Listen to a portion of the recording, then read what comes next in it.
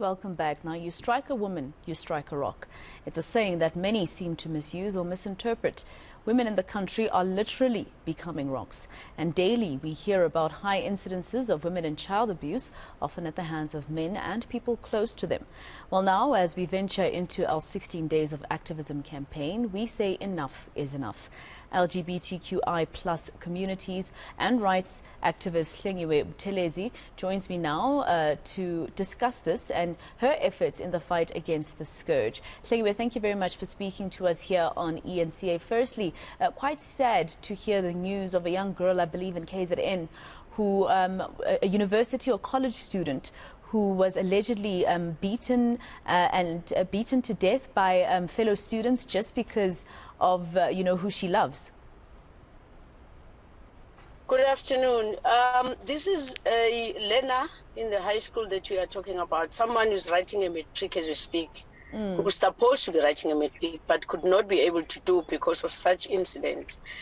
The perpetrators are writing because by law apparently they have a right to do so. She's lying in the hospital with a broken vertebra according to the medical report. I mean, where in KZN is this? I'm trying to just figure out in terms of the fact that, South Africa is a country that has a lot of rural areas as well. And without making any excuses for these boys or these students who allegedly did this to this young girl, I mean, what else could explain people who still attack, people who are in the LGBTQI+ community in 2022? This happened in the township of Umlazi, and the name of the high school is Hlengiwe High School. Apparently, there has been a dispute about the stolen phone, which was the last part of where at the time they beat her. But the former news is like the quarrel was about over a girlfriend. So when comes the cell phone story, then that was the last stroke where they falsely accuse her of stealing this cell phone, but well, obviously one knows the personal vendetta was that the one behind. You see, this can't happen. When we say enough is enough, really, this can't continue to happen. The law should take its course. It must really step up now. It's been very long we are crying about this scourge of hate crimes. And nothing has happened. To be honest with you, since 2020, the only conviction we ever gotten away with was that of Lindocel, which at least walked away with 25 years. A lot of these cases are just gone without convictions. Some are dropped. But really, this can't happen. These 4 boys, remember, it was 7 boys attacking 1 woman. The 4 boys are learners in the same school. This lesbian woman was dragged from the premises of the school, dragged outside the premise, just in the diameter of school, and she was assaulted there. The question is, how did they even, because all to 7, they were even outsiders, how did they get entry to the school? At the time she was dragged out, what did the school authorities do? Because our schools have even the security at the gate. What at least the security did when she was dragged out of the school premises. Even at the time she was attacked, this is very sad. Her head was put on the bucket of water as they were assaulting her with chambokes. What kind of people, I mean, what kind of kids are we raising in this South Africa? What kind of the society are we building? Because yesterday I was with a school with one where I was going to find facts and all of this. You could even see, even the teachers themselves are in one way I would say, are homophobes themselves, or should I say there's lots of ignorance in terms of the LGBTQI matters. They just seem not to regard that matter, How is she doing, Hlengiwe? I mean, I don't know if you've been able to possibly speak to this poor girl's family. Have they been able to, visit her and find out how she's doing? No, she's not doing very well. That other day we went to the hospital with her father and other leadership. But later on, after we went to she's not doing well. She's such in pain. And on that same day we had gone. In the afternoon came the premier and the MECs. Apparently, she's also getting the threat within the hospital.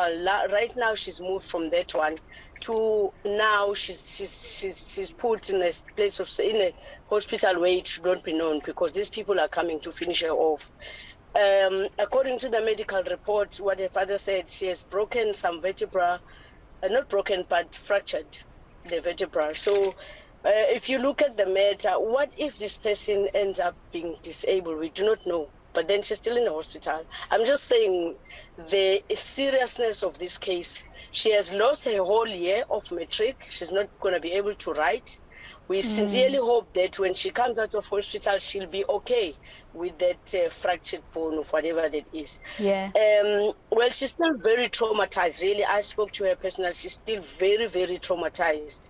Even if I send her messages, she just says she's very traumatized because she wishes to know what really has she done to deserve this. Yeah, and Hlengiwe, how does this make you, I know that a lot of people who have been part of the fight for the LGBTQI plus community and also who have been involved in the fight against GBV and femicide have been saying that, the courts and the law usually protects the perpetrator before it starts protecting the victim. And in this case, while she's fighting for her life in hospital and won't be able to finish writing her matric exams, one of the most important years of her life, you're saying that the perpetrators are carrying on and writing and possibly will get their certificates at the end of this year. So my question to you is, do you also feel as though the law has not started to protect the victims first before it protects the perpetrators? Because, of course, we're a country that believes in innocence until proven guilty. Indeed, the law has really failed the victim because, yes, these perpetrators, 4 of them were arrested, but they were released on basis that they have a right to go and write. But what about the right of the one sleeping in bed? So I'm saying in this, when it comes to the whole judicial system of this country, I've been saying this and I will always say this, it is the one that is failing us vehemently because all this is said and done, but if you're a criminal, you should not have rights. Really, you should not have rights. This is now the collapse of everything it is in their hands. And yes, us in leadership as well, it affects us. I'm not gonna lie. Emotionally it does, but fortunately we go for debriefing because these innocent women that are killed just because of who they are.